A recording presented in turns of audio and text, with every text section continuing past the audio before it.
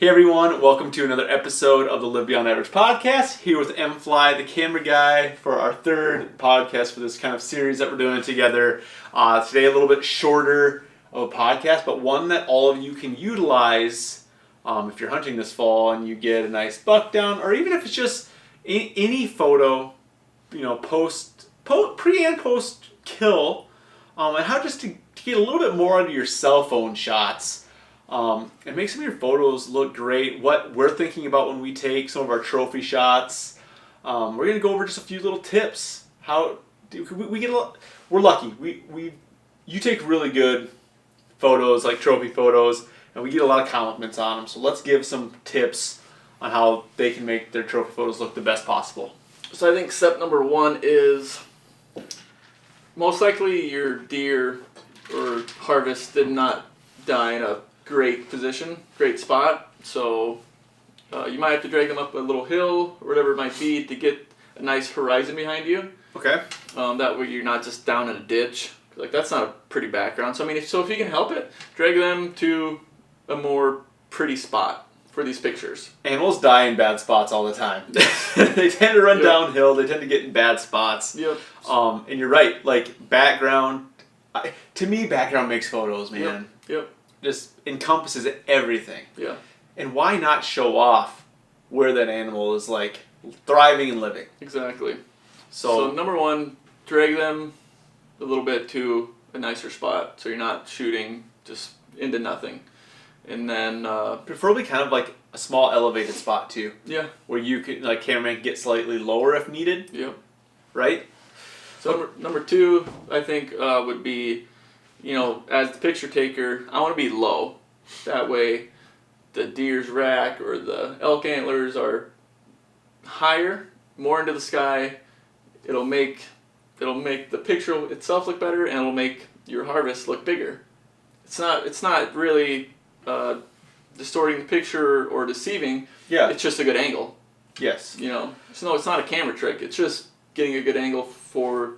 It's highlighting what that animal has. Yes. So think about, the color of some of these antlers, stuff like that. Mm-hmm. The background sometimes is the same color, so if you can get kind of skylined, it really shows off all the features of the rack. Everything stands out. Yes. It's contrasted against a different color.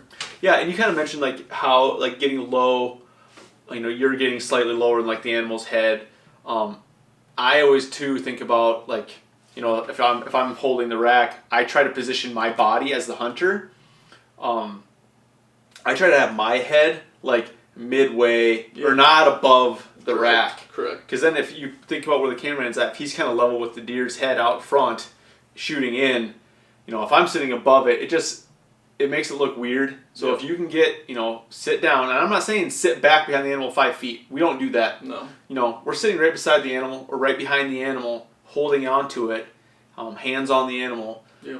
But your head, think about, how you're positioning that animal, like, or if you're you talk about getting the animal up into a spot in stage one.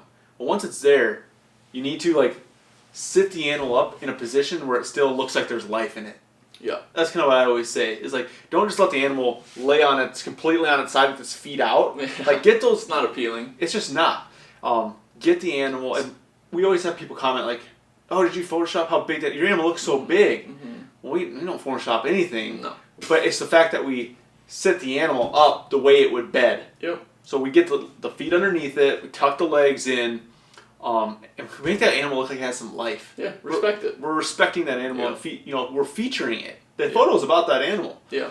So we're getting it up, and so he looks like he's bedded down. He's sitting up like he's bedded down, and it looks like there's some life in him. And so that helps elevate where those antlers are at as well. So if you're trying to get those antlers up higher and you can't figure it out, look at where and how you have the animal sitting down, because that elevates the spine obviously to be up and parallel, and that just helps bring the head up and the antlers up, which means you can position as the hunter, the top of your head should be below the top of the rack. Right. So think about that a little bit. Yeah. Next stage. Just get your basic, head-ons, get a few different angles from the sides, front. Okay. And then, I always go for a few artsy ones. You love the artsy photos. Hands on antlers, get some tighter shots in there. And all this can be done with your cell phone. Yes. Like anybody can do this stuff. Cell phone cameras are awesome, especially for this. Yep. If you don't have a ton of time, a lot of people are in a rush afterwards. Yep. 90% of our pictures are with cell phone. Yeah, they do a great job for Yep. these type of deals. Yep. And now it's like we shoot iPhones. Yep. There's a lot of cool settings, with the portrait modes that really can get, and obviously play with it because you can really screw up a portrait mode too. Yep. Because you can get fuzzies and blurries where you don't want them. So really play with it and look at what you're shooting really hard on the screen. But you can get some really cool, more DSLR looking photos out of the portrait. So yeah, he mentioned get your straight ons, go out to the sides, get some 45-degree angles or whatever it is you're looking for. And then obviously, like I always too, like you do a great job, is you shoot some in landscape and in portrait. Yeah. So that means your phone up and down, tall, and your phone wide.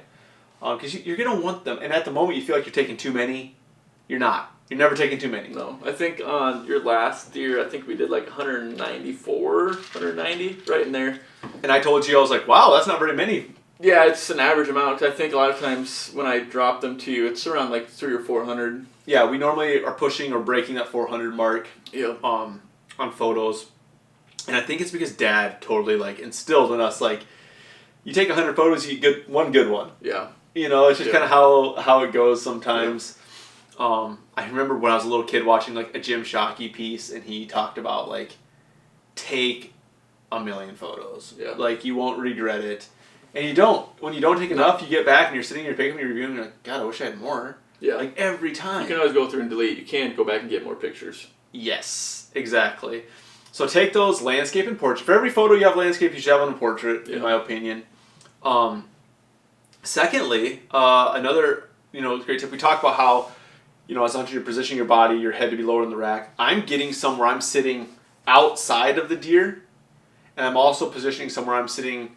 When I say outside, I mean like to the side of the deer, and also where I'm sitting, my whole body behind it on like the opposite side of the rack. So I'm getting some from both sides of the rack. I don't know why, but some of those pictures they look a little different on how the deer's featured.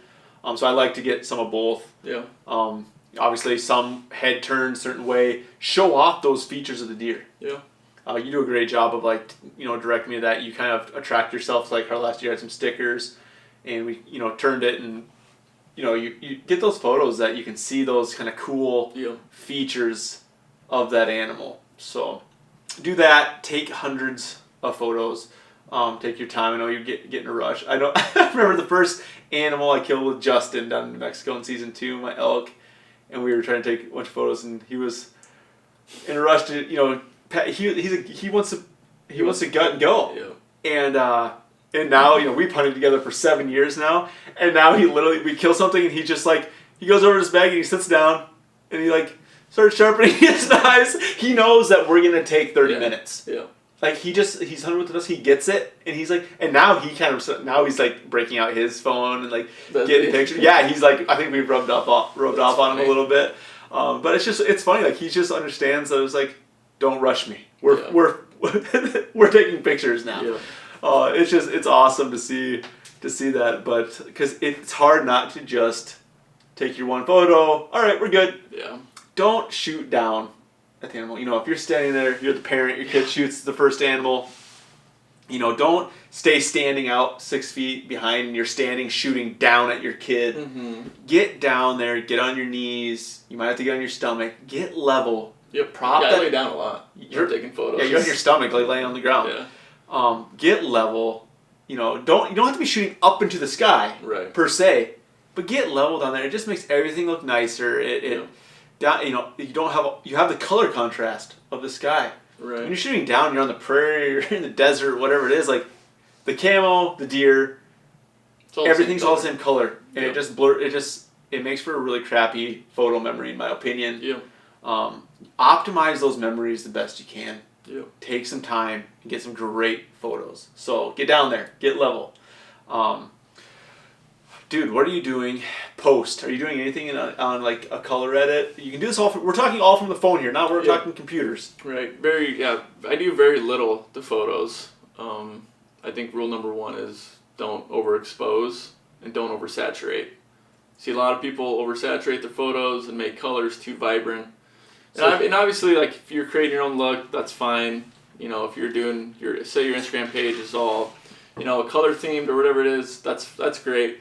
But as a general rule for, I think in general, just don't oversaturate. Don't make those colors too bright, and don't make them pop too much. You want to make them pop. You want to make your stuff look really pretty and you know, colorful, but just don't oversaturate the heck out of them. So like, let's use, and everybody's familiar with Instagram. You can edit your photo.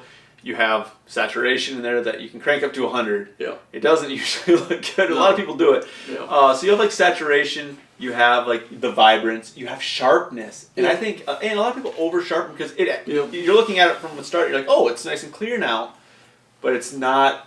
It adds like these white line. It's edges. Kind of what we talked in the last podcast was you want to make that photo feel like the viewer's there. Yeah. You don't want to break that, you know, oh, this was, you know, you want to make it still authentic. You want to make sure it still feels real. So when I'm editing a photo, I do very little to it. I make my contrast a little better. So the blacks are blacker, the colors are brighter, so things pop, they stand away from each other a little better. Okay. A little more shadowy. But I'm also, same with my video, I found a LUT that is for me, and I won't tell anybody what it is, because it's my colors. Yeah, dude. Yep, I get it. I like my blacks really black. Yep. And I like my shadows. But anyway, that's the style that I go for. I like my colors to stand away from each other a little bit. Yeah. And still make it look real though. It's just a little extra is all it is. Yeah. When I'm editing my photos, it's kind of what I do too. Is I just try to make it look like it's a raw image that was never touched, and people are like, whoa. Yeah. You know, and is that Photoshop? Like, you know, I like to where they're still questioning if it is or it isn't. Right. Like, I think that's where the right thing. I think there's times where you do the fun edits where you pull that saturation down where there's still a little color and some orange. Like, that's fun. Like when you have an orange hat on, you're rifle hunting, and you can pull that saturation down and get a little bit of black and white with slight color. Like, those are fun. Definitely. Fun edits. But like, we're just talking in general. Yep. How to just, again, optimize the memory of those photos for future use type of thing. Anything else, dude, with like just optimizing cell phones for these trophy photos? No, I'm not sure about like Android phones, but I know like with the iPhone, this really important, underrated. When you're going to take your picture, you can like click on the screen and hold your finger on it and drag up or down your exposure. Yep. And that's obviously, you want that to be accurate. That way you can edit it more accurately, and your sky isn't bleached out, or your face isn't too shadowed, you know. So that's a great first step for the photo. Okay, so once you're shooting what you're shooting, you hold down on that square. Yep. A little line graph will pull up beside it. Yep. And you can pull that up and down, and that's your exposure. Yep. Right? Yep. Yeah, might be something that some people aren't sure about, have never known. Yeah. And you also get your focus that way. You can hold down, and you can focus on a specific spot by holding down. Yep. Right there, which is a cool feature. I was thinking one other thing here. I kind of spaced my mind on what it was on some of the photo aspects. Obviously, like if you're shooting some video on your cell phone too, there is settings where you can turn that to higher 4K resolution. Yeah. 60 frames per second. Yeah, I know the iPhones do the 4K 60 frames. Yep. They do slow-mo up to like 120 maybe, I think. Yeah. So obviously that eats up more storage. 240 even, actually. I think it's 240. Yeah, I think you're right. And it eats up way more footage, but I have all my videos set on the 4K 60 frames just because I want it. Here's the thing: if I'm gonna film a deer through a phone scope at a mile, I want every opportunity to have that footage be the best it can. Right. Or if I'm just vlogging a little bit and I'm gonna try to match up like a little vlog cell phone video with your 4K footage. I just want everything to match the best possible. And I've done a couple vlogs on my YouTube, and on my first vlog I even did a couple wide angle because the new iPhone has a wide angle lens on it. Oh, we haven't talked about that. And I even included a couple wide angles inside my Jeep with my iPhone in there. Mm-hmm. You wouldn't tell. Can't really tell. Yeah, that's crazy. Yeah. So going back to photos, if you're shooting with a cell phone, they have the new 0.5 or wide angle option. Yeah. That's a fun option too. You can get really close. So when you're shooting it, don't stay far back. Yep. You can almost get right up to the nose of that animal and shoot a wide frame photo. Yep. And it's a fun shot to have. Yeah. So play around with that. Another fun shot you can do with it is just come over the top, over the antlers, and you can get just that cool look over the top. Yeah. And get all of the story of that animal in one shot with that wide angle lens. So kind of fun. But yeah, I think another important thing is, we talked about, you're respecting that animal, you're wanting it to look good. And so as the cameraman shooting and as the hunter sitting beside it, be paying attention to that mouth. Like pull that dang tongue inside. Yeah. Like make sure the deer's head isn't, leaning to either side. Ooh. Just make sure it's straight and level. Well, pointing down just a little bit, right? Yes. Yeah, so nose pointed down just a little bit, but not teetering to either side. Yeah, so you don't want that, you don't want to be grabbing those back forks and having his head stick up in the air. Get that nose slightly pointed to the ground. And then as a cameraman, you need to be directing your hunter on head tilt, yes. like you mentioned. Look at the top of the antlers and line them up. You want to put a level on there and that bubble to be in the middle. Yeah. If that head tilts one way, just say, okay, tilt a little bit to the left. Get level. Everything will look so much better. I've seen photos that are like, they're right there, somebody did a great job, but the head's turned 20 degrees to the right, and it's just like, oh, you were so close. Yeah. Those are little finite details that take time, but man, you will be so pumped when you shoot a great animal. Yeah. And you can get the right photos. So head tilt, nice and level, again, and then get that dang mouth closed if you can, and get that tongue in there. It just makes it look that much better. I go back and forth with the blood thing. Some guys take a lot of time to really not have a speck of blood on the animal. Mm-hmm. I personally don't mind a little bit. Yep. I think it's just part of the realism of where it's at. Obviously, we're not showcasing. I'm not showcasing a bunch of blood. No, definitely not. Like if it's you don't want to fear off non-hunters.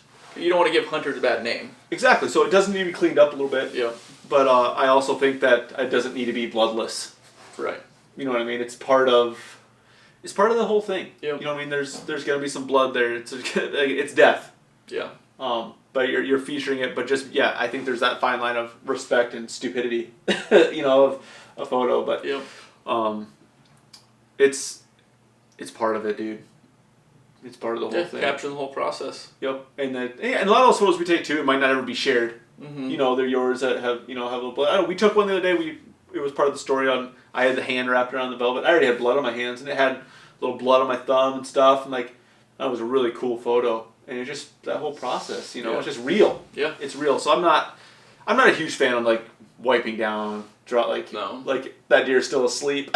So I think a little bit of blood's okay personally. Just have it be tasteful still. Tasteful's the right term, dude. Are we missing any easy tips? I mean, kind of some rules of thumb that we follow to get consistently good photos with our trophies. Just framing it right, and that's the edges. Don't just look at where the horns are at. Look at the edges of your photos, making sure a whole shoulder of the guy isn't off the edge of the photo. Mm-hmm. Making sure everything you need is inside the frame of that photo. Yeah, is huge. So think about your framing. Look at your edges. That's a great tip, actually. We didn't even say it's. I see that mistake nonstop too. Yeah. Don't have part of your shoulder cut off or part of the head. You just see a lot of half-assed photos shared from hunters, and that's fine. They don't care. A lot aren't as finicky as we are. Which is fine. It's not a big deal. But they're happy with it. Take 5 minutes and get low to the ground and take a good photo. Yeah, we're just saying. You will be happier with it if you follow some of these. Creates a good memory. Oh, exactly. Yeah, the framing is a great one. Let's close up with just some. You talked about in the last podcast. Closing the story. For us, we're some guys. If they're on farmland, they go load up in the pickup. Maybe they're hanging it in their garage or their shed. I think that can be kind of some cool stuff. That process of cleaning that animal. Yeah. For us, we pack it out, so a lot of times we get some fun hero shots of. Get some pictures of you walking out with the deer on your pack and. Yeah, or even holding that back strap again, just getting some of those. Yeah, fun shots. Getting those fun artsy ones where it's just memories, dude. It's fun holding up that big back strap and. Get a couple selfies. Dude, we do that too. Every one of our kills is kind of a tradition for us to get a selfie together. Get a picture with everybody involved. Yes. Mm-hmm. Yep. If you're hunting with a guide, get the guide in a photo. A lot of those guides don't like getting photos either, but make them get in a photo with you, because then you're looking at that photo 20 years. Exactly. And Dad yells at us for this. 20 years down the road, when you're telling her 30 years, you're telling your grandkids about it. You're not gonna remember everything. No. But that photo will, because it has everything in it. Yep. So get a photo with everybody in it. Take the extra time to get a massive amount of photos. You're going to feel like you're taking too many? That's perfect. Yeah. That's perfect. So we just wanted to jump on, give you some quick photo tips and stuff that you can utilize this hunting season. We're in the hunting season. Try some of these tips out. Let us know how they work for you. Share those photos with us. We'd love to see them. And we hope you have great success. Hashtag run the gun. Hashtag run the gun. You really threw that out there hard, dude. But yeah, we'd love to see them, and if they help you out, we'd love to hear about it. So, thanks for tuning in to today's podcast. I hope you can share it with somebody that you enjoy, would enjoy the podcast, if I can say that correctly, speaking really fast.